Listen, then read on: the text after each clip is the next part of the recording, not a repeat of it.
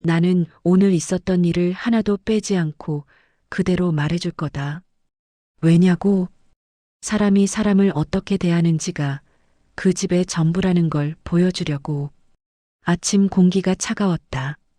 숨을 들이마시면 콧속이 약간 시릴 만큼 맑고 얇은 냉기가 목으로 내려갔다. 겨울로 기울어가는 날씨 특유의 금속 냄새가 났다. 햇빛은 떴지만 아직 따뜻하지는 않은 그런 날이었다. 나는 늘 그렇듯 천천히 내 경차 운전석에 몸을 밀어 넣었다. 허리 펴는 게 예전 같지가 않아서 한 손으로 차 문을 잡고 다른 손으로 좌석을 더듬어 엉덩이를 걸치고 숨을 한번 고르고 나서야 제대로 앉게 된다. 별것 아닌 동작인데도 나한테는 하루 중 가장 조심스러운 순간이었다. 시동을 걸자 엔진이 가볍게 떨었다. 이 차 사람들은 깡통이라고 부른다. 가볍다느니, 약하다느니, 고속도로 타면 불안하다느니. 그래도 나는 이 차가 좋다. 좁은 골목도 내 마음대로 돌 수 있고 주차 자리 하나만 있으면 고개를 쏙 들이밀고 끼어들 수 있고 결정적으로 내 돈으로 샀다. 누구한테 기대지 않고 그게 내겐 아주 중요했다. 나는 오늘도 지점에 갈 생각이었다. 내가 거래하던 그 증권사 지점. 사실 큰 일은 아니었다. 그냥 확인할 게 좀 있고 하나 정리할 게 있어서 들르는 길이었다. 길을 가면서도 나는 생각했다. 오늘은 오래 안 걸릴 거야. 차 세워놓고 창구 들렀다가 잠깐 사무장 얼굴 보고 바로 나온다. 점심 전에 끝나겠지. 그래서 장 보는 것도 아예 같이 생각해두고 있었다. 집에 마늘이 다 떨어졌다. 고춧가루도. 나는 마트에서 파는 마늘 냄새를 믿질 않는다. 원래는 내가 직접 가서 갈아 넣어 넉넉히 담아두곤 했는데 요즘은 손이 시큰거려 오래는 못한다. 그래도 김치찌개에 마늘이 빠지면 그건 국물에 기운이 없어. 맥이 풀려버려. 그러면 밥 먹는 재미가 없지. 그러니까 오늘은 꼭 시장에 들러서 제대로 마늘을 사와야 했다. 나는 머릿속으로 그 평범한 일정을 세우면서 천천히 골목을 빠져나갔다. 신호가 2번 걸리고 교차로에서 1번 양보하고 그리고 지점 건물이 둥글게 보이기 시작했다. 그 건물은 겉이 유리로 반짝거렸다. 아주 깨끗하게 닦여 있었다. 낮 햇빛이 비치면 안쪽이 희미하게 보이는데 안에서 돌아다니는 사람들 실루엣이 거울처럼 겹쳐진다. 겉으로 보면 참 점잖고 세련된 곳 같았다. 돈 냄새 나게 해놓은 거다. 사람들 불안 붙들어다가 여기다 앉혀놓으려고. 나는 입구 쪽으로 차를 몰았다. 지점 전용 주차장. 자리는 많지 않지만 대신 붙어있는 말은 큼직하다. 고객 전용. 그리고 그 아래 아주 작고 애매하게 적어둔 글씨. 업무 고객 우선. 한번 볼 땐 그냥 넘어갈 수도 있다. 근데 그 작은 글씨 한 줄이 결국 사람을 갈라놓는다. 여긴 누굴 받아들이고 누굴 밀어낼지 그 글씨는 이미 정해놓고 있었다. 차를 세우고 시동을 끄는데 순간 약간의 찜찜함이 가슴에 올라왔다. 이 주차장은 늘 그렇다. 늘 불편하게 만든다. 나는 이런 데를 오래 다녀본 사람이라 감으로 안다. 주차권 없으면 나갈 때 곤란하게 굴 거라는 것. 나이 먹어서 하나 배운 게 있다면 이거다. 어디를 가든 미리 받아둘 건 받아둬야 나중에 안 억울하다. 사람들은 나이 들면 세상이 순해지는 줄 안다. 아니다. 나이 들면 상대가 내 시간을 뺏어가고 내 길을 꺾는 게 얼마나 치사한 일인지 너무 잘 알게 된다. 그래서 더 선제적으로 챙기게 된다. 나는 천천히 차 문을 닫고 지팡이 대신 가죽 가방을 짚듯 쥐었다. 지팡이는 아직 안 짚는다. 나 스스로도 그 선은 아직 넘기기 싫다. 안 짚어도 걸을 수 있다. 무릎이 끊어지듯 쑤실 때가 있어도 아직은 버틴다. 버틴다는 말. 이 나이쯤 되면 참 입에 붙는다. 문을 열고 안으로 들어가자 특유의 냄새가 맡아졌다. 돈 많은 건물 냄새는 다 비슷하다. 새로 칠한 듯한 페인트 냄새와 복도에 깔린 방향제 냄새가 섞여 있다. 인조 가죽 소파에서 나는 냄새도 있다. 사람 체온이 거의 묻지 않은 가죽 냄새. 깨끗하고 차가운데 앉히겠다. 그런 의지의 냄새랄까? 나는 카운터 쪽으로 걸어갔다. 안내 데스크에는 젊은 남자가 하나 서 있었다. 어림잡아 30쯤. 넥타이는 멀쩡했고 머리도 반듯했다. 얼굴빛만 보면 잘 키운 장남 같을 수도 있겠다 싶은데 입 주변에 힘이 너무 들어가 있었다. 자기 자리에 앉는 순간부터 자기보다 아래로 보고 싶은 얼굴들 목록을 이미 정리하고 있는 사람들 특유의 표정. 내가 그 표정을 모를까? 나도 한때 사람을 거느려 봤다. 나는 최대한 정중하게 말을 걸었다. 주차권 좀 먼저 받아갈 수 있을까요? 그 남자의 시선이 아주 잠깐 내 위아래를 훑었다. 그걸 나는 놓치지 않았다. 사람은 무의식일 때 본성이 가장 빨리 튀어나온다.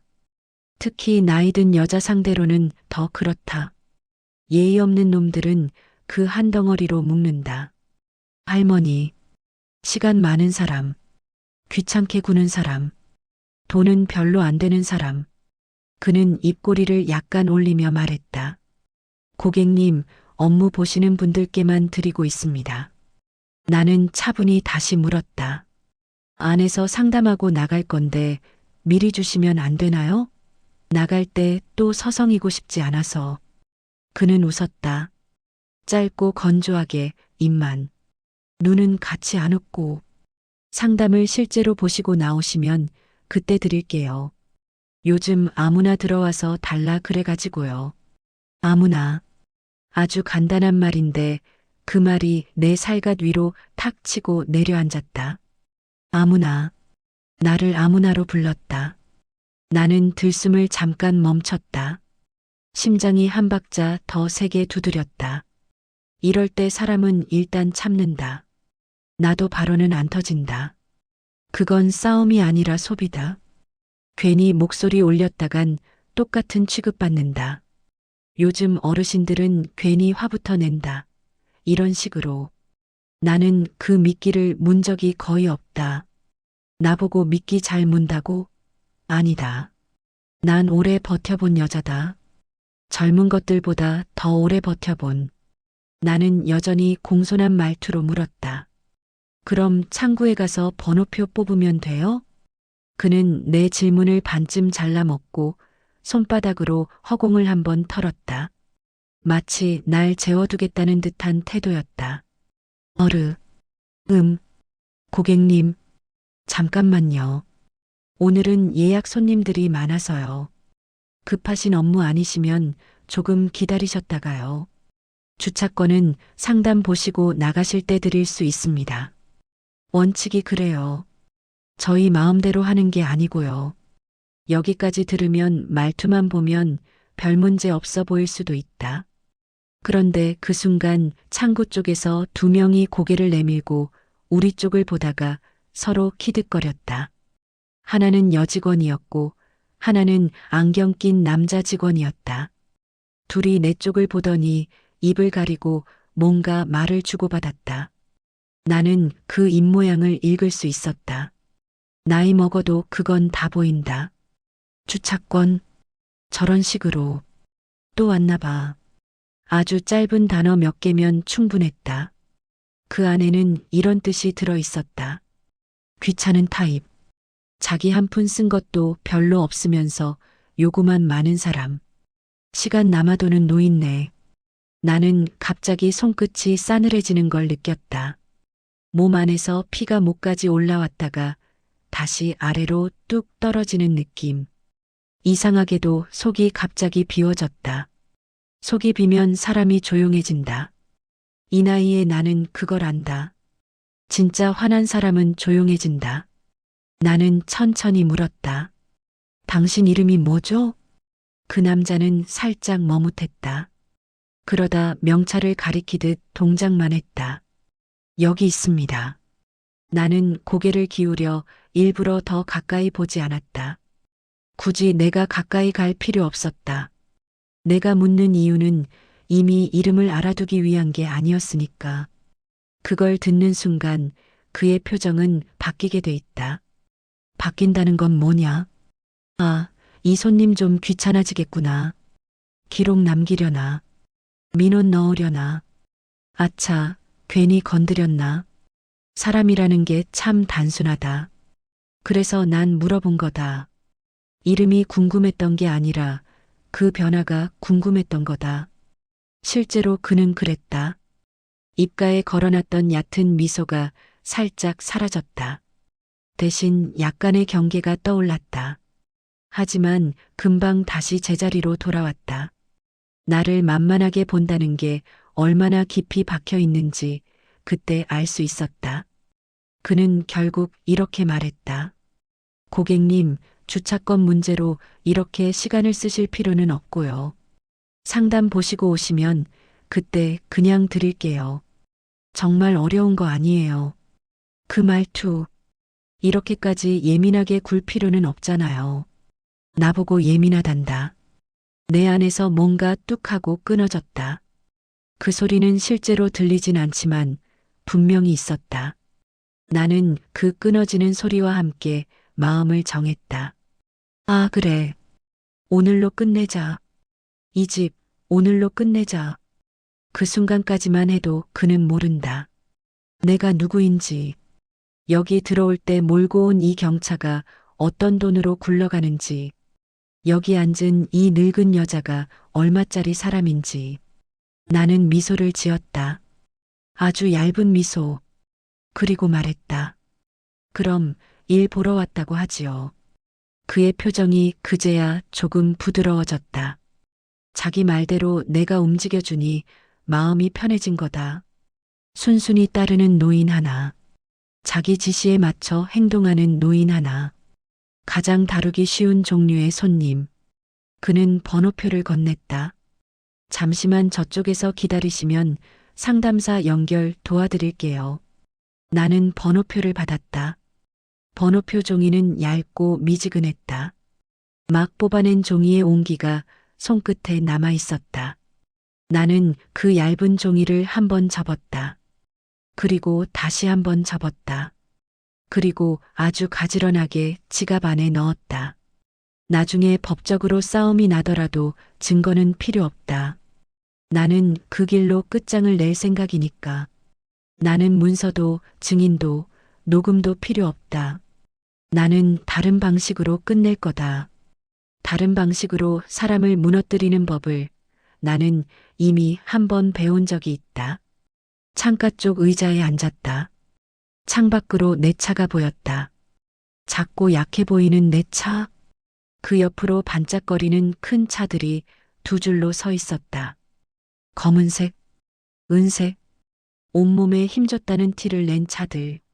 그 차 주인들, 아마 안에서 직원들이 사장님 오셨어요? 하고 뛰어나가 맞아줄 것이다. 나는 갑자기 입안이 씁쓸해졌다. 이 세상은 결국 이렇게 서열을 만들어 놓고 거기에다 예의라는 이름을 붙인다.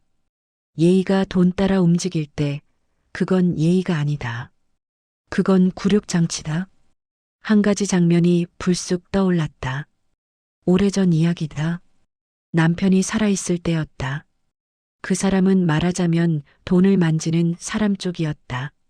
나는 옆에서 살림을 챙겼다. 우리는 부부였지만 동업자였다. 그 사람은 늘 이렇게 말했다. 현금은 곧 힘이야. 근데 더 큰 힘은 뭔지 알아? 현금을 뺄 수 있는 용기야. 그 말을 그땐 그냥 흘려들었다. 남자들은 늘 자기 일하는 걸 멋있게 포장하곤 하니까. 근데 지금 내 귀에 그 말이 또렷하게 살아났다. 현금을 뺄 수 있는 용기. 그 말은 이런 뜻이었다. 나를 무시하는 곳에 내 돈을 더 두지 않을 용기. 나는 자리에서 조용히 일어섰다. 다리에 약간 힘이 덜 들어가서 의자에서 손을 짚고 밀어 올렸다. 그 작은 떨림까지 나는 숨기지 않았다. 숨길 이유가 없다. 약해 보인다고 손해보는 시대는 이미 끝났다. 상대가 나를 약자로 본 순간 나는 그걸 이용할 거다. 나는 카운터 쪽으로 다시 걸어갔다. 남자가 나를 보고 말했다. 아, 아직 담당 직원이 준비가 안 돼가지고요. 조금만 더. 나는 그 말을 끊었다. 단호했지만 목소리를 높이지 않았다. 어차피 이 싸움은 목소리로 이기는 자리가 아니었다. 지점장 좀 불러줘요. 그의 표정이 아주 잠깐 굳었다. 나는 덧붙였다. 내 돈을 빼야 해서. 그는 그때 처음으로 내가 하는 말을 업무로 들었다. 그리고 동시에 긴장했다. 사람이 딱 긴장하면 딱 하나 변한다. 말투가 딱딱해진다. 그는 마른 목으로 되물었다. 어떤 금액을 인출하시려고요? 나는 그 질문에 바로 답하지 않았다. 대신 아주 천천히 가방 지퍼를 열고 오래된 통장을 하나 꺼냈다. 통장은 모서리가 해져 있었다. 종이 끝이 약간 누렇게 말라 있었다.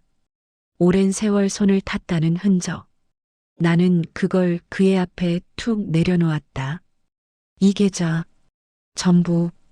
그는 처음엔 그게 무슨 뜻인지 바로 이해하지 못했다.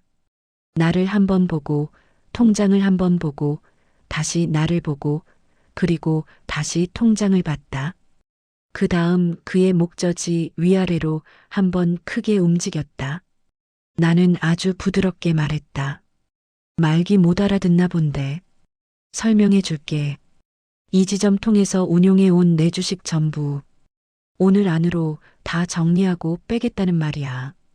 여기에는 이 지점 이름으로 올라가 있는 신탁 물량도 들어가 있고 애들 명의로 쪼개둔 것도 들어가 있고 계좌 3개로 나뉘어 있는 것도 다 합치면 1,000억은 넘겠지. 그래서 지점장 좀 불러달라고 한 거고. 그 주변이 순간 조용해졌다. 누구 하나 키보드를 치던 손이 멈췄고 누가 전화하던 소리도 중간에 말이 끊겼다. 공기에서 소리가 뚝 잘리는 기분이 났다. 나는 그 침묵을 즐겼다. 그가 말했다. 목소리가 달라져 있었다. 존댓말이 아니라 예의였다. 그전엔 그가 쓴 건 존댓말 흉내였고 지금은 진짜 예의였다. 고객님 잠시만요. 바로 모시겠습니다. 여기 잠깐만. 아니, 나는 그를 다시 막았다. 잠깐만은 이미 한 번 들었어. 내 시간 또 뺏을 생각하지 마. 지금 불러. 그는 고개를 끄덕였다. 거의 반사적으로. 그제야 깨달은 것이다. 아까 그가 내게 던진 말들, 그 얕은 웃음, 그 건조한 말투, 그게 전부 기록으로 남을 수도 있다는 걸. 아니, 기록이 문제가 아니다. 이 계좌가 나가버리면 이 지점이 어떤 취급을 받게 될지 그 본인도 안다. 돈 많은 손님은 금방 안 돌아온다. 한 번만 모욕당해도 사람은 다시는 그 문턱을 안 밟는다. 돈이란 건 자존심하고 붙어 있기 때문이다. 이 집은 그걸 오늘 잃었다. 나는 마지막으로 아주 조용히 그러나 분명하게 말했다. 그리고 그는 나를 봤다. 나는 그를 똑바로 바라보면서 한 글자씩 눌러 말했다. 주차권, 이제 줘. 그는 더 이상 한마디도 못했다. 그 얼굴에서 피가 쫙 가신 게 눈에 보였다. 입술색이 순식간에 옅어졌다. 옆에 있던 직원들도 웃음을 거뒀다. 방금 전까지 나를 장난처럼 보던 얼굴들이 다 굳어버렸다. 그들의 굳은 표정을 나는 천천히 훑었다. 한 명 한 명. 눈으로 박아두듯이. 이건 복수의 시작이었다. 그리고 나는 이 시작을 오래 기억할 생각이었다. 그래야 마지막 순간 내가 발을 내디딜 때 더 짜릿하니까. 그때 나는 처음으로 이렇게 생각했다. 그래, 오늘 이 지점을 무너뜨리자. 나는 이미 마음을 정한 상태였다. 내가 가진 돈은 단순한 숫자가 아니다. 그건 내 인생 전체다. 나를 업신여긴 이 집에선 단돈 한 푼도 더 안 남긴다. 오늘부로 이 집은 끝이다. 이제부터는 내가 판을 깬다. 집 앞에 도착했지만 쉽게 문을 열 수 없었다. 지하 주차장에서 내린 그 경차의 냄새, 유리창에 반사되던 차가운 빛, 카운터 직원의 얕은 웃음이 아직도 머릿속을 맴돌았다. 신발을 벗으며 천천히 열쇠를 꺼냈다. 집에 들어서면 일상으로 돌아가야 하는데 오늘은 이미 일상이 무너져 있었다. 그냥 지나칠 수가 없었다. 부엌을 지나 안방 서랍장 앞에 섰다. 익숙한 손길로 서랍을 열자 남편이 쓰던 만년필, 구겨진 영수증 몇 장, 오래된 통장이 보였다. 통장을 꺼낼 때마다 종이 끝이 삭는 소리가 났다.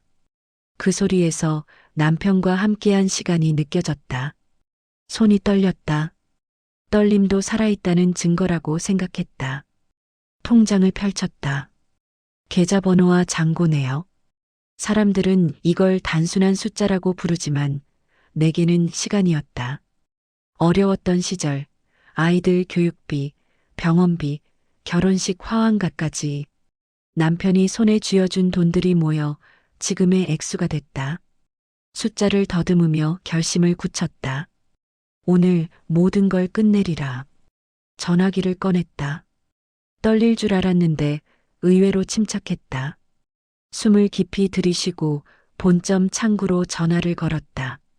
고객님, 잠시만 기다려 주십시오. 안내 음성이 흐르는 동안 찻잔에 뜨거운 물을 부었다. 손끝에서 올라오는 온기가 긴장을 조금 녹여줬다. 아람증권 본점입니다. 무엇을 도와드릴까요? 젊은 목소리가 들렸다. 한순자입니다.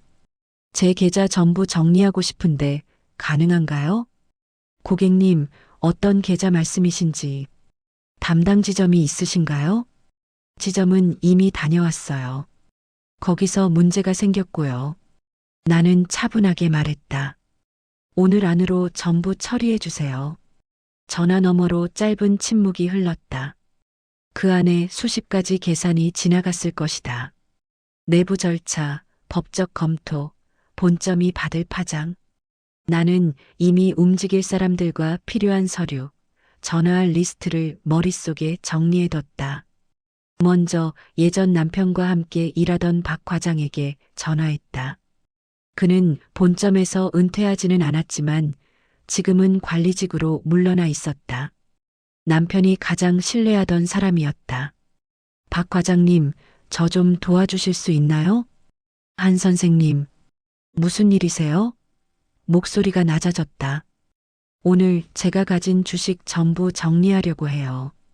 처리 도와주세요. 잠깐 망설이던 그가 말했다. 알겠습니다. 제가 내부에서 처리해 보겠습니다. 다만 절차상 몇 가지 확인이 필요할 수 있어요. 이어서 법률 상담 변호사에게 전화하고 4명의 계좌가 있는 다른 금융사들에도 연락했다. 준비는 예상보다 빨리 진행됐다.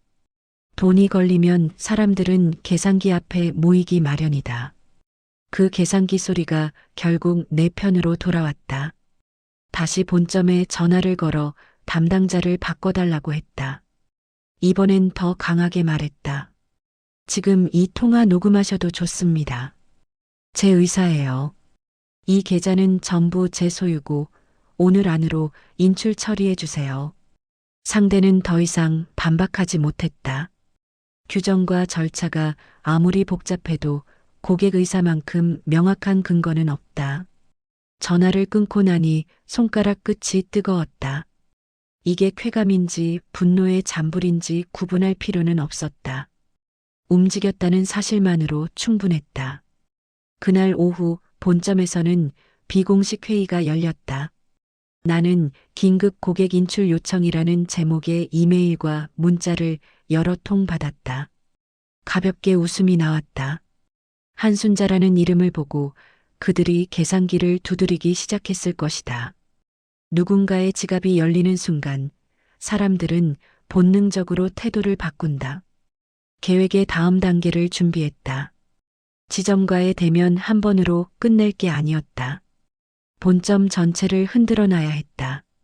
돈이 빠져나가면 거래 라인도 끊기고 지점 실적표는 산산조각 나며 직원들의 허세는 눈 녹듯 사라질 것이다. 복수는 한 점을 찌르는 게 아니라 전체 판을 흔드는 일이다. 창밖을 내다봤다. 내 경차가 햇빛을 받아 반짝였다.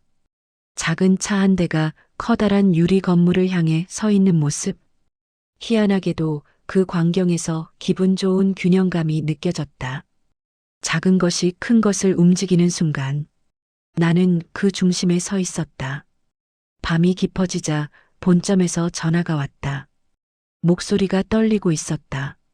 한순자 고객님, 계좌 확인 결과. 일부 절차상 검토가 필요합니다. 천천히 웃음이 나왔다. 그럼 검토 결과를 기다리겠네요. 그리고 조용히 덧붙였다. 하지만 오늘 아니라고 말 안 했죠? 전화 너머로 순간의 침묵. 폭풍 전의 고요 같았다. 다음 날 아침 해가 완전히 뜨기 전부터 휴대전화 알람이 울렸다. 눈을 뜨자마자 메시지 알림이 보였다. 본점에서 온 문자들, 전화들, 모르는 번호까지. 밤새 누군가 내 이름을 검색한 모양이었다. 웃겼다. 내가 누군가의 관심을 받는 건 오랜만이었다. 이번 관심은 달콤하기보다 차가웠다. 계산기 소리가 귀에 들리는 듯했다. 천천히 일어나 지갑을 꺼내 들었다. 통장의 모서리가 무겁게 느껴졌다. 가방에 통장을 넣고 밖으로 나가니 공기는 어제보다 포근했다. 겨울이 물러가고 봄이 오려나 보다. 오늘은 이상하게 기분이 좋았다. 마음속 칼날이 서늘하게 가다듬어지는 기분이었다. 증권사 지점에 도착하자 어제와는 다른 풍경이 펼쳐졌다. 창구 유리 너머로 직원들이 들락거리고 누군가는 나를 보자마자 눈을 크게 뜨고 손을 내저었다. 지점장도 보였다. 나를 보자 얼굴이 굳었다. 반갑지 않은 손님. 나는 천천히 차에서 내렸다. 경차 문을 닫는 소리가 이상하리만큼 크게 느껴졌다. 입구를 지나자 안내문이 보였다. 고객 최우선. 웃기는 문구다. 들어서는 순간 직원들 사이의 공기가 달라졌다. 어제의 건조한 웃음과 달리 긴장과 두려움이 섞여 있었다. 누군가는 휴대전화를 귀에 대고 속삭이고 누군가는 서류를 들여다보며 계산했다. 나는 의자에 앉지 않고 카운터로 다가갔다. 지점장이 나를 보며 몸을 굽혔다. 한 선생님, 어제 통화드렸던. 말을 끊었다. 그냥 내 계좌 처리 상태나 알려주세요. 그는 크게 숨을 삼키고 컴퓨터를 탁 쳤다. 화면 속 숫자가 빠르게 떴다 사라졌다. 손이 약간 떨렸다. 나이가 아니라 처지가 주는 떨림이었다. 현재 본점에서 긴급 검토 요청을 했습니다. 일부 대형 운용 물량과 연결된 계좌가 있어서 내부적으로 좀 복잡한 상황입니다.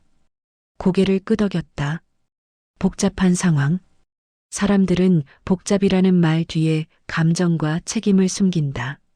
사실은 당황했다는 뜻이다. 옆에 있던 직원이 다가왔다.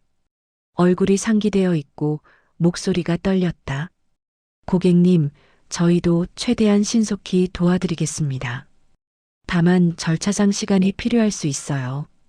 웃음이 나왔다. 가벼운 웃음. 그 웃음이 그들의 공포를 더 키웠다. 웃음은 긴장을 풀어주기도 하고 예리한 칼이 되기도 한다. 아주 차분하게 말했다. 시간이 필요하다면 내 시간이 얼마인지 아세요? 지점장 얼굴이 창백해졌다. 합리적인 표정을 지으려 애썼다. 저희가 가능한 한 빨리 조치하겠습니다. 내부 절차, 법률 검토, 본점 협의 등. 말이 길어지는 동안 카운터 쪽에서 누군가 급히 전화를 받았다. 짧은 통화 후 그 직원은 얼굴을 찌푸리며 동료에게 귀띔했다. 귀띔은 곧 소문이 되어 지점 안을 돌았다. 박 과장님에게 연락이 왔다는 말이 들려왔다. 박 과장, 어제 내가 전화한 그 사람이다. 그 이름을 듣는 순간 지점장 눈빛이 흔들렸다. 두려움이었다. 천천히 창가 의자에 앉았다. 주머니 속 통장의 모서리가 가볍게 손등에 닿았다. 이 모든 것이 현실로 느껴졌다. 직원들이 내 곁을 지나갈 때마다 눈동자가 나를 훑쳤다. 누군가는 입술을 깨물었고 누군가는 내 얼굴을 보며 뭔가를 중얼거렸다. 소리는 들리지 않았지만 표정으로 읽혔다. 그때 젊은 직원이 다급히 뛰어나와 문을 잡았다. 손에는 서류 더미. 나를 뚫어지게 바라봤다. 얼굴은 창백하고 손은 떨렸다. 죄송합니다, 고객님. 방금 본점에서 연락 왔습니다. 일부 계좌에 대해 외부 감사 요청이 들어왔다고 합니다. 그 말에 지점 내부 공기가 더 단단해졌다. 외부 감사. 종말의 종소리 같았다. 외부 감사는 조직의 허술한 부분을 낱낱이 드러내는 절차다. 감춰진 허세와 거짓이 하나씩 무너진다. 속으로 박수를 치려다 참았다. 지점장 얼굴이 새파래졌다. 거의 목소리를 잃고 말했다. 그럴 리가. 저희는 항상 규정을 준수해 왔습니다. 필사의 애원. 나에겐 소용없었다. 내 목적은 법을 어기게 하거나 파산시키는 게 아니었다. 그들이 나를 무시한 것에 대한 응징이었다. 외부 감사는 그 응징을 가장 정교하게 집행할 도구였다. 카운터 뒤에서 어제 주차권을 주지 않았던 그 남자가 나를 뚫어지게 바라보고 있었다. 표정에 공포와 수치가 뒤섞여 있었다. 그 역시 인간이고 두려워한다. 그의 입술이 파르르 떨렸다. 조용히 다시 물었다. 그럼 오늘은 어떻게 되나요? 우물쭈물하다 대답하지 못했다. 대신 멀리서 전화 잡고 메모하는 소리가 났다. 메모 소리, 전화 받는 소리, 잦아들지 않는 긴장감. 이 모든 소음이 뒤섞여 교향곡처럼 들렸다. 내 귀에는 아주 듣기 좋았다. 마지막으로 한마디 던졌다. 좋아요. 그럼 제가 기다리겠습니다. 단 한 가지 조건이 있어요. 주차권을 지금 바로 주세요. 그 말이 떨어지자 직원들 표정이 얼어붙었다. 그들은 이미 내가 돈을 정리할 의도를 알고 있었고 자신들의 미래를 계산하고 있었다. 내가 무엇을 요구하든 이미 패배를 느끼고 있었다. 창밖으로 내 차가 보였다. 작고 반짝이는 경차 앞에 선 나는 거대한 건물과 맞서는 기분이었다. 작은 것이 큰 것을 밀어붙이는 순간, 나는 그 순간을 즐기고 있었다. 그 이름은 문득 공기 중으로 떨어졌다. 누군가 작은 목소리로 흘린 말. 김도현. 세 글자가 내 귓속에서 울렸다가 천천히 가라앉았다. 심장이 그 이름을 알아본 건 순식간이었다. 오래전에 들려오던 소리들, 남편의 옛 친구들, 거래의 흔적들이 한꺼번에 떠올랐다. 몸은 이미 예전으로 돌아가 있었다. 기억은 냄새와 함께 온다. 싸늘한 장부 냄새, 밀봉된 서류 봉투 냄새, 왁스 묻은 나무 책상 냄새. 남편이 밤늦도록 회의하던 방, 담배 연기 사이로 들리던 이름들. 김도현. 그는 늘 조용했다. 말수는 적었지만 손 계산은 빠르고 눈은 더 빨랐다. 남편은 그를 신뢰했고 나도 곁눈질하듯 지켜봤다. 지점 안에서 그 이름이 떨어지자 사람들 눈빛이 달라졌다. 누군가의 입술이 굳고 누군가는 핸드폰 화면을 슬쩍 내려다봤다. 알았다. 이 이름 자체가 어떤 줄을 건드린다는 걸. 김도현, 그 사람 이름 하나로 이 지점뿐 아니라 본점 내부의 선들이 흔들릴 수 있다는 걸. 지점장이 작게 중얼거렸다. 김도현. 그분은 본사 쪽에서 영향력이 있어요. 그 말에 방 안은 다시 무너지는 기색이 돌았다. 영향력. 지렛대 같은 힘을 뜻한다. 누군가 한 사람의 이름으로 문서를 흔들 수 있고 거래처를 움직일 수 있고 감사의 칼끝을 다른 데로 돌릴 수도 있다. 지점 직원들은 계산하기 시작했다. 누구 손에 줄이 닿아 있는지, 누구에게 빚진 게 없는지, 누구의 눈치를 봐야 하는지. 조용히 숨을 내쉬었다. 마음속에서는 이미 또 다른 계산이 돌아갔다. 김도현이라는 이름을 알게 된 건 우연이 아니었다. 어쩌면 내가 그 이름을 일부러 꺼내게 만들었을지도 모른다. 사람 마음과 조직은 작은 소문 하나로도 움직인다. 가만히 두면 스스로 무너진다. 내가 여기 서 있는 건 그걸 확인하려는 마음도 있었다. 지점장과 몇몇 직원들이 모여 안쪽으로 들어갔다. 창구에 남은 그 남자, 어제 주차권을 주지 않은 그는 내 눈치를 보며 입술을 깨물었다. 손에선 여전히 떨림이 남아 있었다. 아주 낮게 말했다. 김도현이 누군지 알아요? 그가 벌겋게 물들었다. 대답하기 전에 눈을 돌려 주변을 살폈다. 무슨 말을 꺼내기 어렵다는 표정. 누군가에게 빚을 진 사람의 표정 같았다. 아, 네. 듣긴 들었습니다. 근데 정확히는 들었으면 그대로 말해봐요. 입을 다물었다.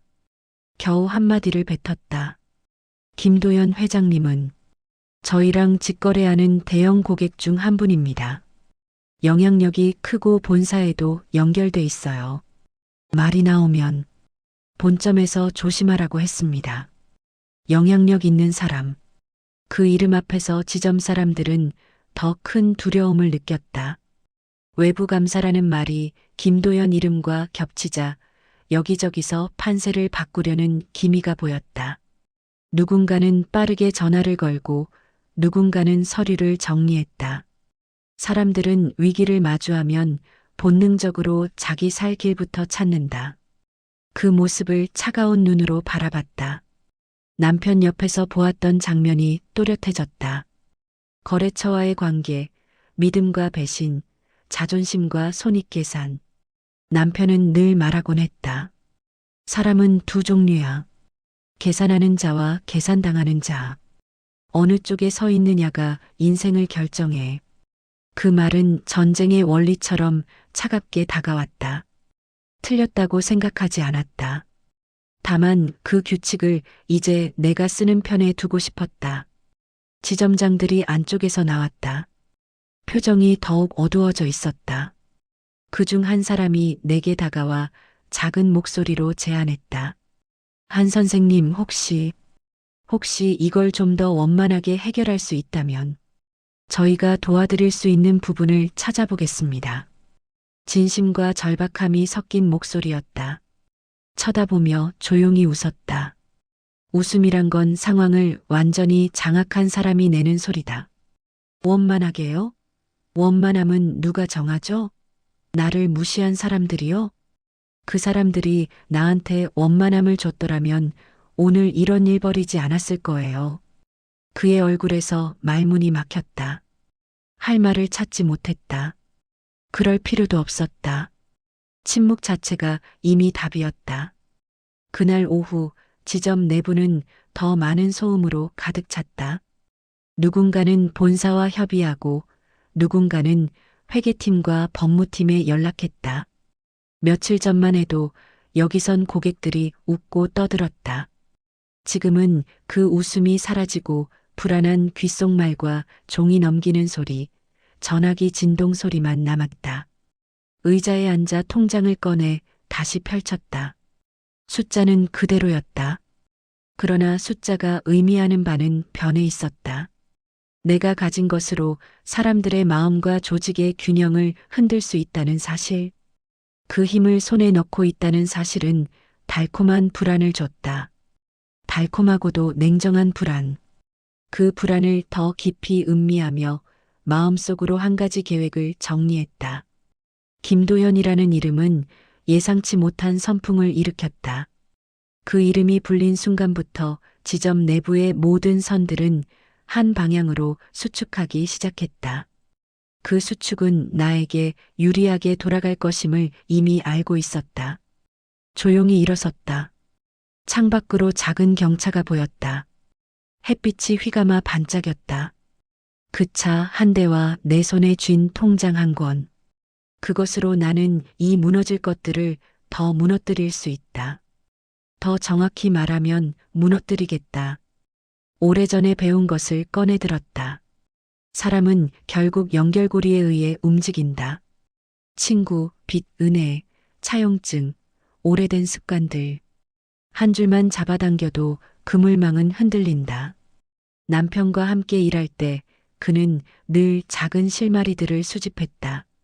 명함, 오래된 계약서 복사본, 사람들 사이에 미묘한 호의 표식들. 나는 그 수집품들을 서랍에 모아뒀다.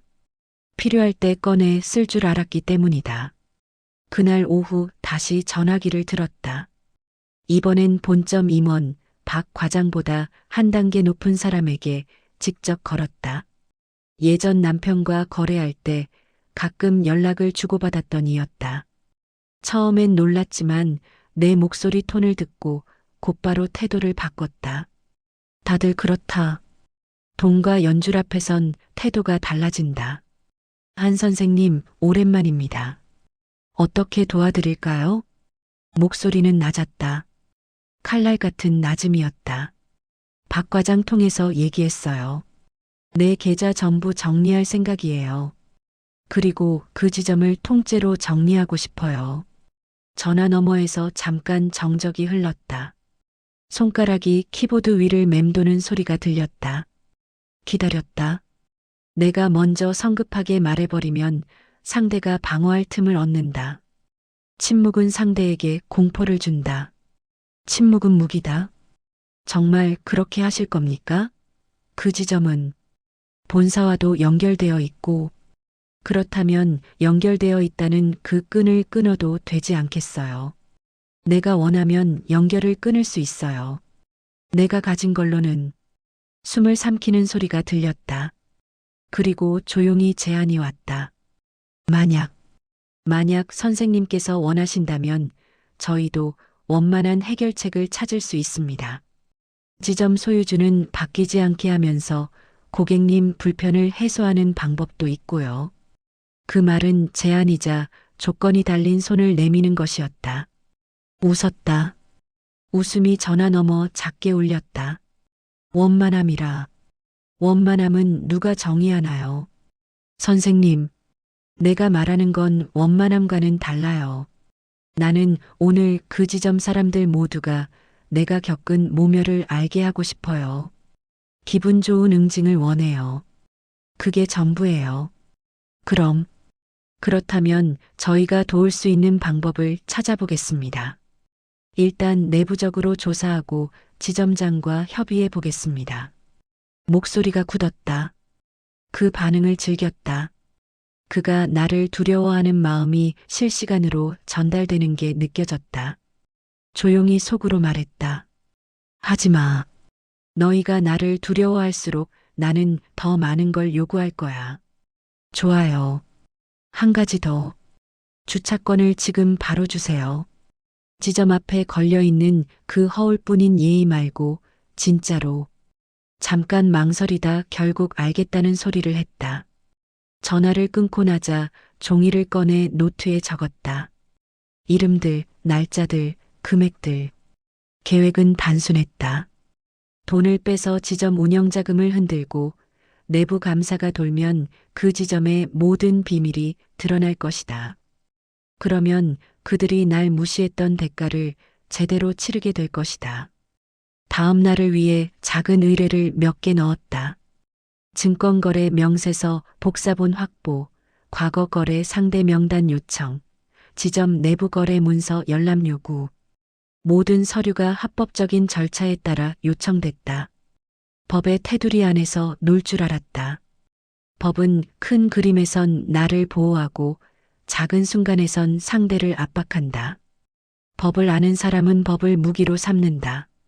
나는 그 무기를 쥐고 있었다. 며칠간은 조용했다.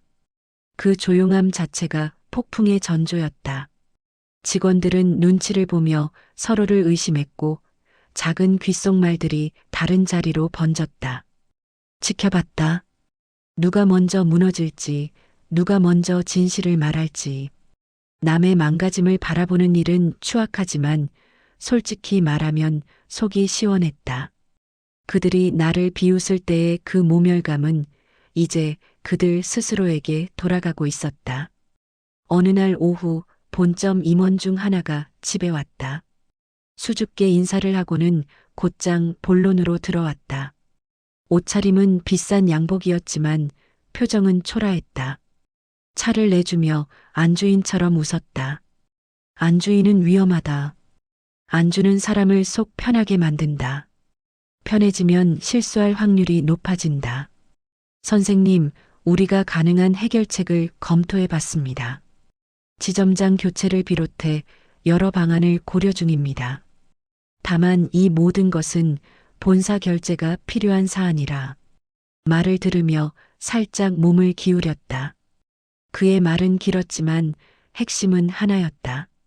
지점이 흔들릴 수 있다는 두려움, 그리고 그가 바라는 건 타협이었다. 이미 타협할 생각이 없었다. 지점장 교체요? 좋죠. 그런데 그 교체 비용, 누가 부담하나요? 잠깐 말문이 막혔다. 그가 말하려는 건 회사가 부담한다는 말이었다. 껄껄 웃었다. 회사 부담이라. 그럼 회사가 나를 위해 돈을 쓰겠네요. 좋아요. 하지만 난 더 크게 원해요. 지점 통째로 바꾸고 사무실 이름 하나 바꾸고 거기에 내 이름으로 작은 장치를 하나 걸고 싶어요. 눈이 커졌다. 장치요? 조용히 설명했다. 지점 출입구 한편에 고객 존중을 상징하는 작은 액자 하나. 주차권을 상징물로 넣어두고 고객의 존엄을 지킵니다라고 새긴 문구. 직원들이 고객을 무시할 때마다 그 문구가 그들을 비추게 하고 싶었다. 그게 내 방식이었다. 복수를 연극처럼 꾸미는 걸 좋아했다. 단순히 파괴하는 데서 끝나지 않고 그들을 계속 반성하게 만드는 장치를 원했다. 고개를 끄덕였다. 그런 요구도 가능할지도 모르겠습니다. 다만 본사 협의가 필요합니다. 그를 바라보며 미소 지었다. 본사가 내 요구를 받아들이든 말든 나는 내가 할 일을 할 거예요. 다만 협상이 유리하면 나도 움직여줄 수 있다는 얘기죠.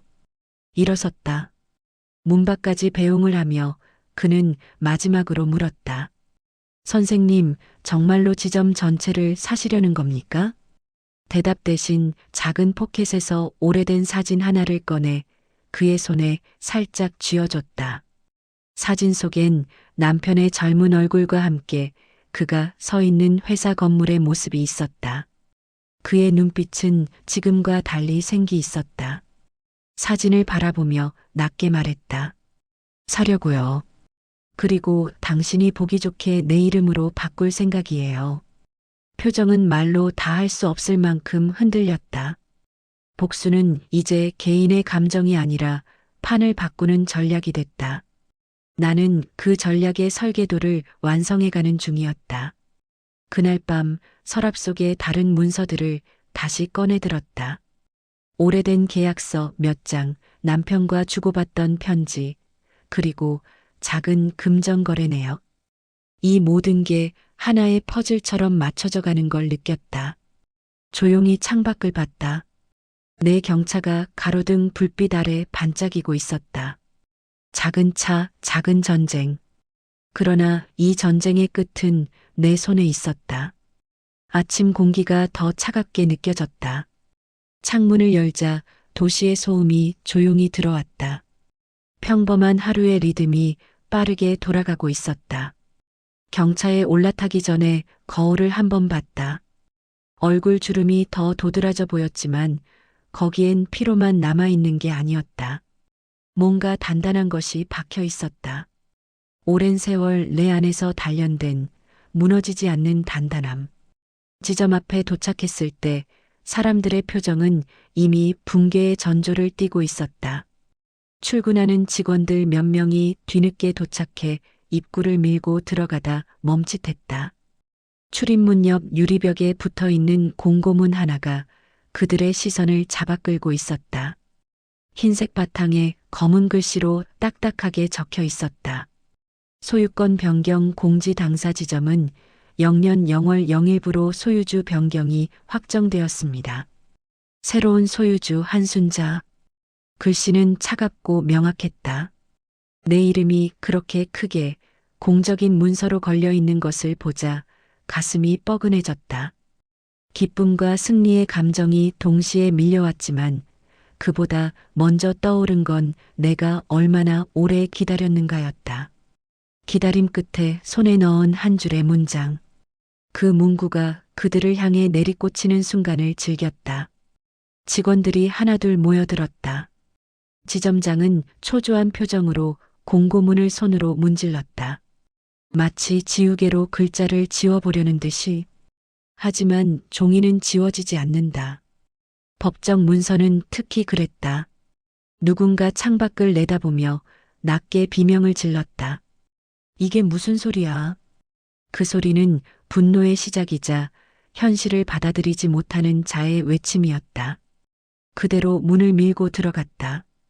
카운터 앞에 서 있는 그 남자, 어제 내게 주차권을 주지 않았던 그가 나를 똑바로 쳐다봤다.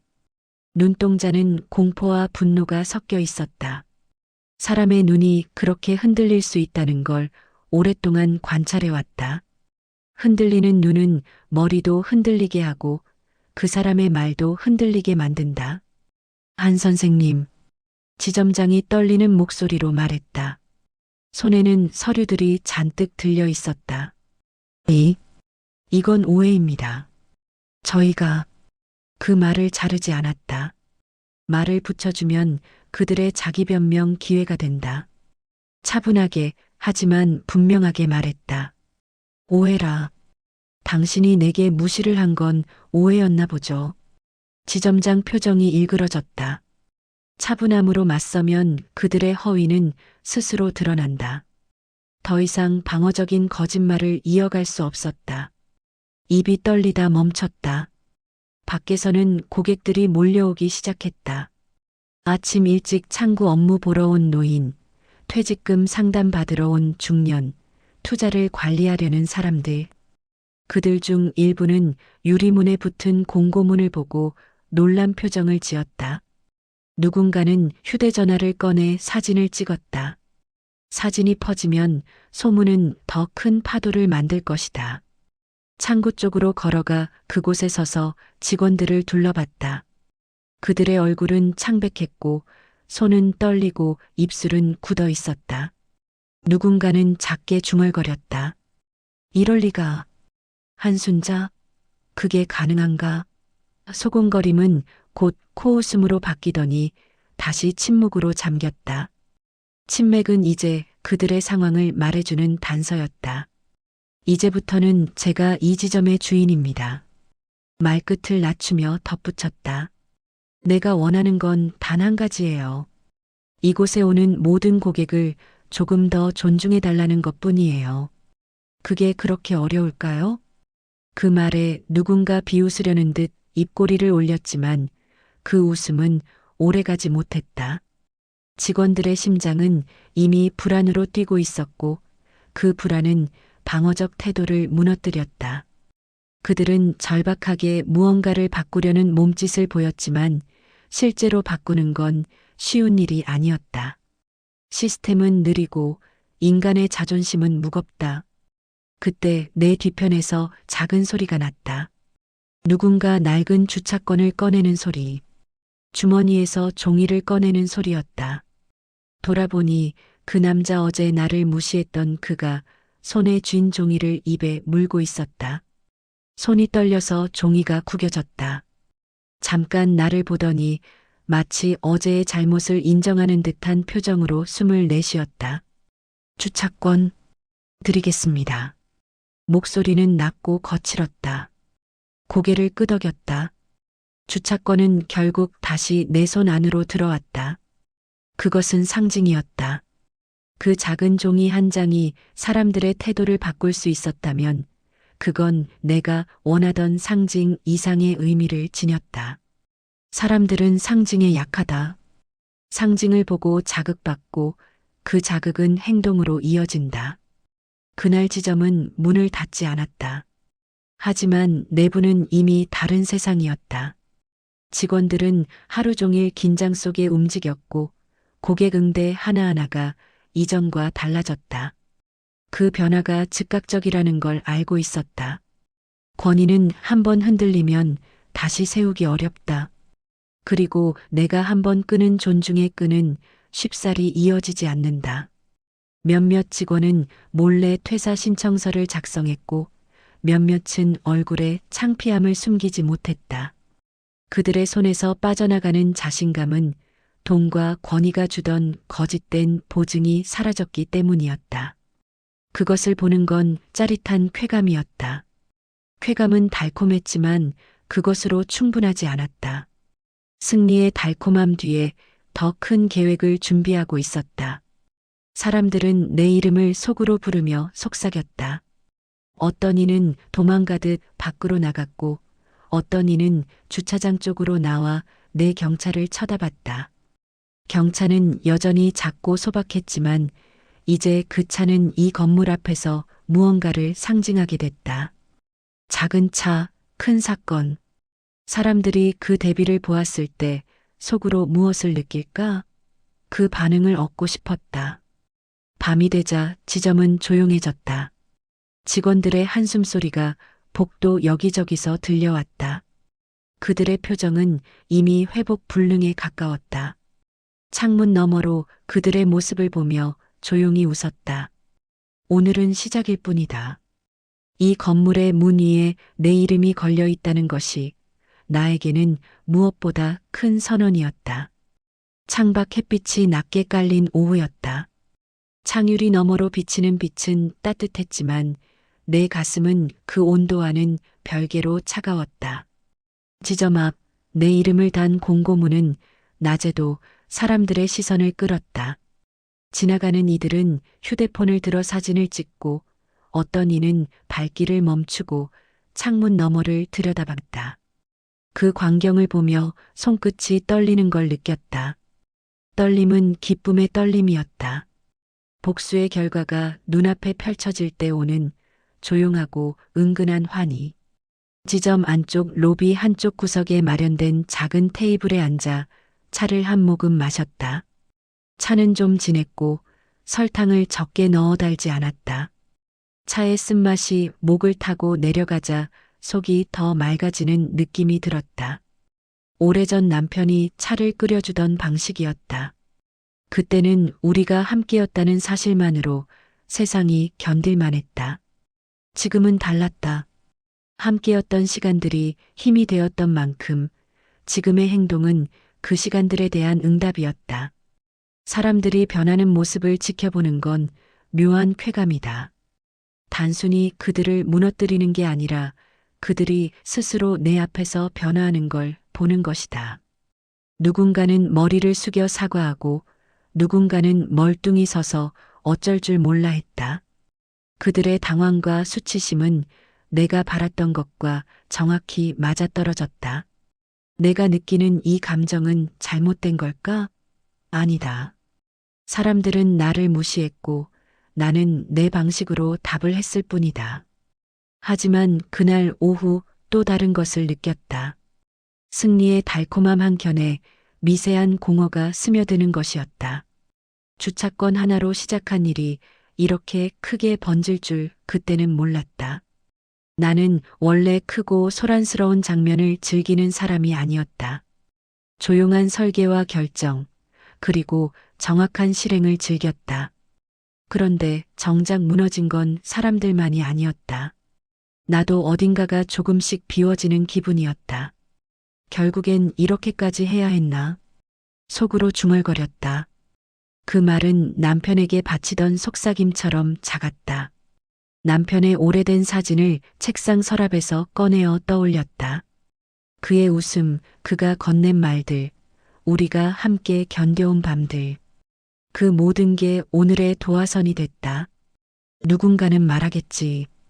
돈으로 치르는 복수는 허망하다고.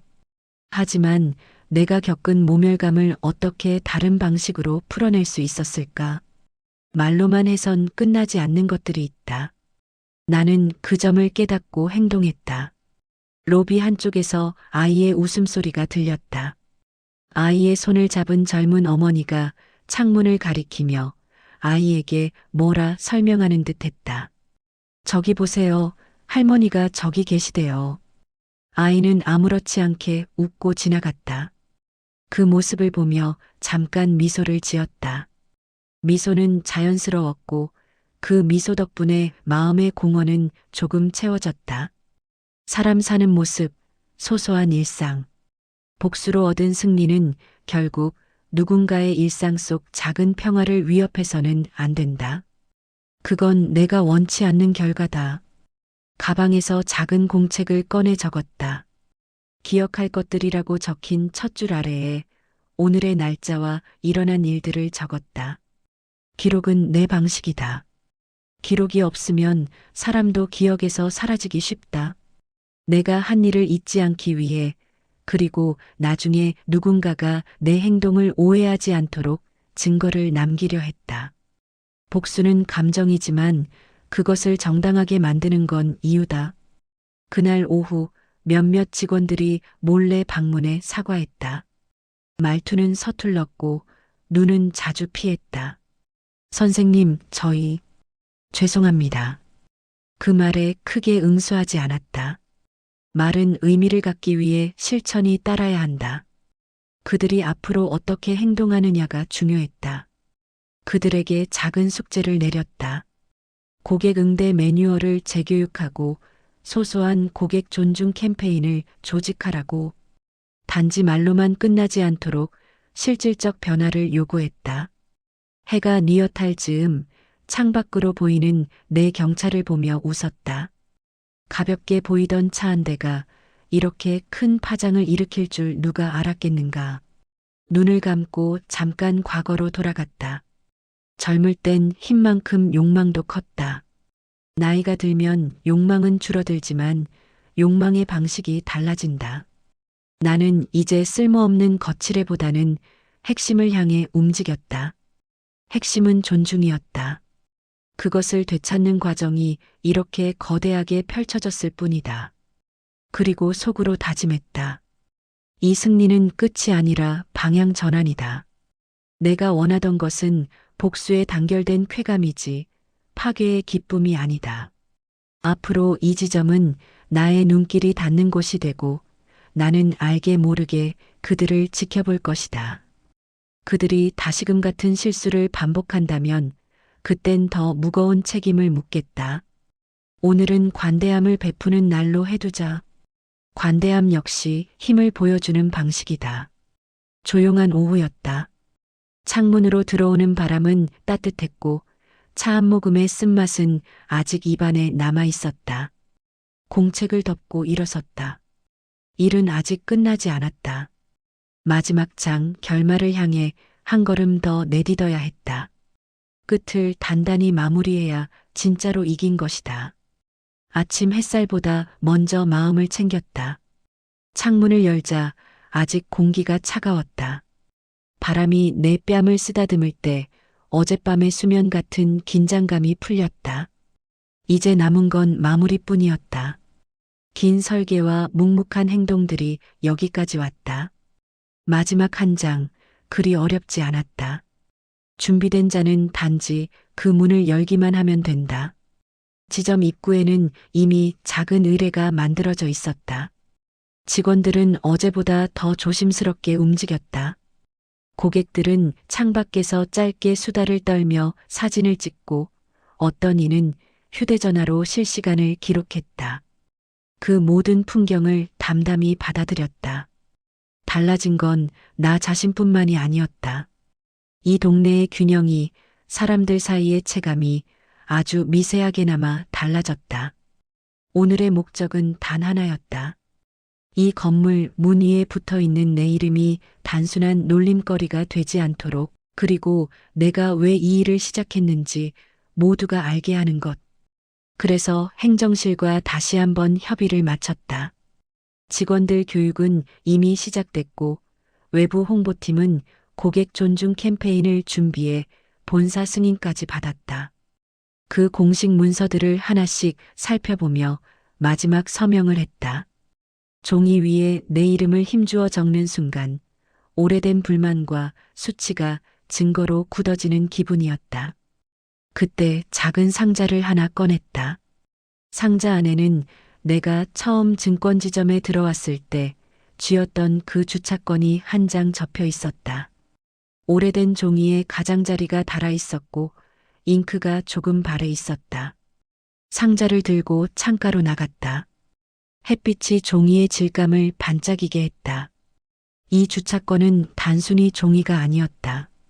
내 자존심의 마지막 조각이었다. 직원들을 모두 모아달라고 했다. 그들은 어쩔 수 없이 모였다. 얼굴은 창백했고 손은 떨렸지만 눈빛만은 모두 나를 향해 있었다. 상자를 조용히 열고 주차권을 꺼냈다. 사람들은 숨을 죽였다. 천천히 주차권을 들어 올렸다.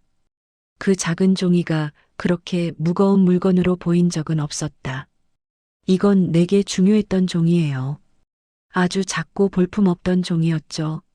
하지만 그걸 내 손에서 빼앗으려 했던 그 태도가 더 나쁘다는 걸 알리고 싶었어요. 말을 멈추고 천천히 주차권을 액자에 넣는 신용을 했다. 누군가가 그 행동을 이해한 듯 고개를 끄덕였다. 액자를 준비했다. 액자의 유리면에 작은 글귀를 새겼다. 고객의 존중이 가장 큰 자산입니다. 그 한 줄이 지점 입구에 걸리면 매일 들어오고 나가는 사람들의 눈에 박힐 것이다. 그들이 나를 무시했던 그날, 그 문장이 그들의 어제 기억을 상기시킬 것이다. 이 지점은 이제부터 달라요. 이건 협박도 장난도 아니에요. 단호한 요청이에요. 고객을 함부로 대하지 마세요. 당신들이 하는 말과 행동은 여기 적혀 있을 거예요. 그리고 필요하다면 나는 다시 이 자리에 설 거예요. 그들은 아무 말도 못했다. 그들의 얼굴을 하나씩 바라봤다. 복수는 때때로 무자비해 보인다. 그러나 내게는 정의를 회복하는 행위였다. 누군가의 말 한마디로, 누군가의 웃음 하나로 인간이 떨어지는 걸 더는 보고 싶지 않았다. 작은 액자를 들고 다시 입구 쪽으로 걸었다. 햇빛 속에서 액자의 글자가 반짝였다. 문을 열고 액자를 걸자 사무실 안은 묘한 고요에 휩싸였다. 손님 몇 명이 창밖에서 들어와 눈을 크게 뜨며 본사 공지와 액자를 번갈아 봤다. 그 광경을 보며 조용히 웃었다. 이 웃음은 누구를 조롱하는 웃음이 아니었다. 오래전에 잃어버렸던 내 평온을 되찾은 웃음이었다. 그날 이후로 지점 풍경은 조금씩 바뀌었다. 직원들은 처음엔 어색했지만 교육과 지침이 반복되자 자연스럽게 응대 태도가 달라졌다. 고객의 말에 더 귀 기울였고 작은 부탁 하나에도 존중을 표했다. 소문은 동네를 넘어서 퍼져나갔다. 몇몇 손님은 내게 감사 인사를 전하기도 했다. 여기 확실히 달라졌네요. 그 말에 고개를 끄덕였다. 마지막으로 주차권을 액자에 넣어 창가 한편에 걸어뒀다. 누구나 볼 수 있게, 그리고 잊지 않게. 그 종이는 이제 단순한 증거물이 아니라 기념물이 됐다. 그 앞에 잠깐 서서 경차의 열쇠를 꺼냈다. 경차는 여전히 작았고 소박했다. 열쇠를 손에 쥔 채로 잠시 멈췄다. 이 차로 왔다가 이 차로 떠나겠다. 목소리는 낮았지만 확고했다. 사람들은 그 말의 의미를 알았다. 작은 차 한 대가 해낸 일은 커다란 울림을 남겼다. 그 울림을 들으며 조용히 경차에 올라탔다. 시동을 걸자 엔진은 익숙한 소리를 냈다. 뒤를 한번 돌아봤다. 지점 건물은 여전히 반짝였고 유리 너머 사람들의 모습이 어렴풋이 보였다. 도로로 나오자 바람이 내 얼굴을 스쳤다. 그 바람은 자유 같았다. 속으로 웃었다. 복수는 달콤했다. 그러나 더 달콤한 건 내가 스스로를 지켰다는 사실이었다. 누군가의 무시에 굴복하지 않았고 존엄을 되찾았다. 그것으로 충분했다. 천천히 가속 페달을 밟았다. 작은 차는 도심의 길을 유유히 빠져나갔다. 햇빛이 차창에 반사되어 반짝였고 나는 그 빛 속에서 오래전 남편의 목소리를 떠올렸다. 현금을 뺄 용기. 그 말은 이제 나의 말이 되었다.